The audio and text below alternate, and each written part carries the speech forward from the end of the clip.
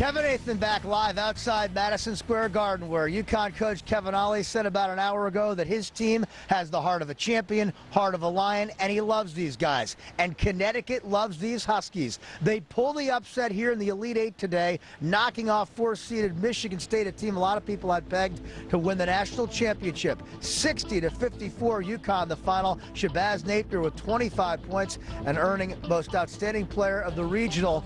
And unfortunately, we can't show you highlights because of broadcast restrictions, but here's all the reaction from an emotional UConn men's basketball team.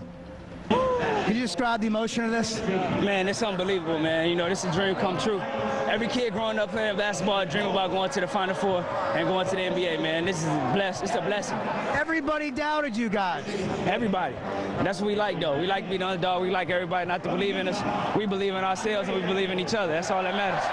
Extra special doing it here at the Garden where UConn has so much history. Yeah, man, I got to give a shout out to the UConn Nation, man. We couldn't have did it without this unbelievable crowd. Y'all can hear it right now. It's crazy. How awesome is this? This is the best, you know, going back. You know, I almost cried tears of joy. It's emotional. It is. It's just, you know, I'm so happy for these guys, for these coaches. It's just amazing, you know. We've been through so much, and you know, nobody expected us to be here, man. We're uninvited guests to the Final Four, and we love it, man. We love it.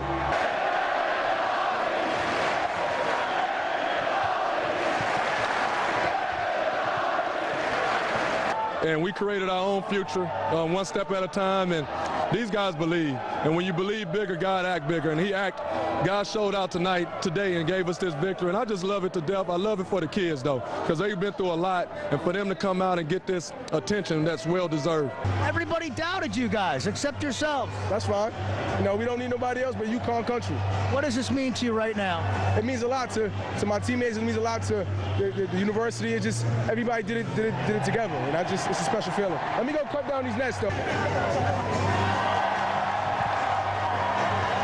The Garden, too, where UConn's had so many magical moments. How much more special is it winning it here? Let's just add one more.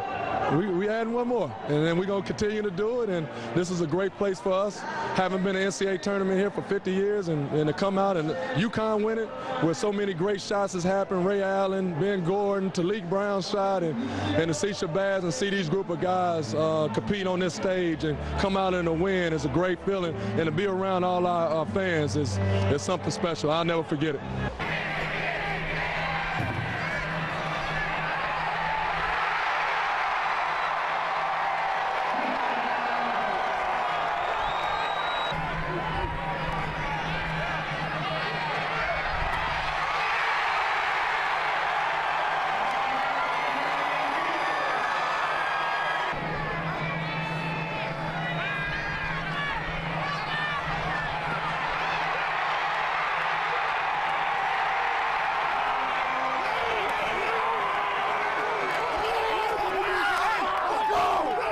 Tonight, but the Blue Knights had the rhythm in the ground game early. Jared Grimmett, look at this run. The 5'11 junior gives Southington a 14-7 second quarter lead, but second half, here come the Tomahawks. Glastonbury's Josh Hill airs it out for Grant Lewis. Look at this pass and catch. Check out the speed after the catch from the 6'3", 210-pound senior Lewis. See you later. 86 yards to the house. Tomahawks up 16-14 third quarter. In the fourth, Ben Berry finds senior Ryan Marano. He's only 5'5", but he's got the heart of a lion and a nose for the end zone. Marano puts Glastonbury up 9, and Berry seals it with a pick. Glastonbury moves on to the state semifinal Sunday against Xavier, 23-14. Also tonight, the Hartford Hawks men's basketball team playing their first ever postseason game since going Division I 28 years ago. Coach Gallagher was in grade school back then, but he's making the grade building this program. Hawks at home tonight in the collegeinsider.com postseason tournament. Huge reason Hart was playing Ryder tonight, the big sophomore down low.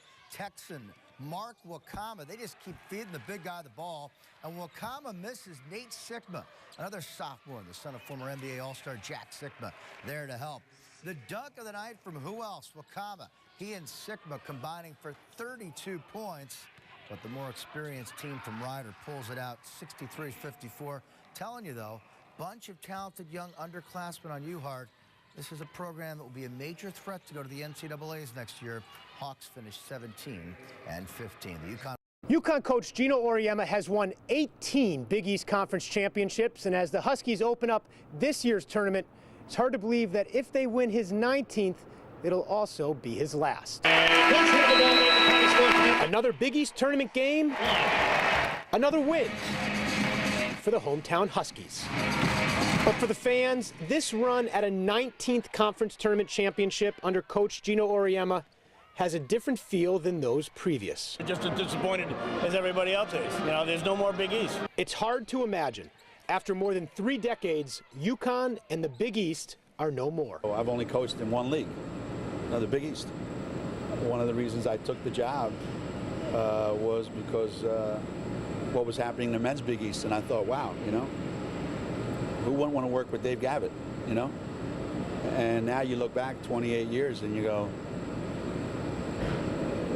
this makes no sense whatsoever. With the 7 Big East Catholic schools breaking away from the conference and taking the name with them, it means sophomore Kalina Mosqueda-Lewis will finish her career against a whole new set of rivals. It's going to be sad to see it go, and the fact that, you know, this is the last one, our team really wants to win it together. The success of the UConn women and their Hall of Fame coach helped raise the bar throughout the league. Now, with no more in-conference games against the likes of Notre Dame, Georgetown, and St. John's, the rivalries become Southern Methodist, Memphis, and Central Florida. But coach stays optimistic. There's an opportunity to grow some of these programs, and they may have even more resources than the schools that are leaving. And no matter what the league is called, UConn will still be UConn. And the fans in Hartford may still get the chance to cheer on their Huskies in conference championships moving forward. We hope that as we go into our new chapter, that the conference will look at that and see the benefit of having the women back in Connecticut and also having the men here. The final edit of the Big East history book is not yet written for UConn and Gino. They play again on Monday in the semifinals against Syracuse. My colleague Diana Rossini will have a preview of that game and a wrap-up of tonight's win later on in sports. From Hartford, George Colley, NBC Connecticut News. Will be a speaking program here. Obviously, Gino will speak, and the crowd, which, frankly, Kevin, I'll be honest with you, it's a better crowd than I might have expected. We've heard some people complain a little bit that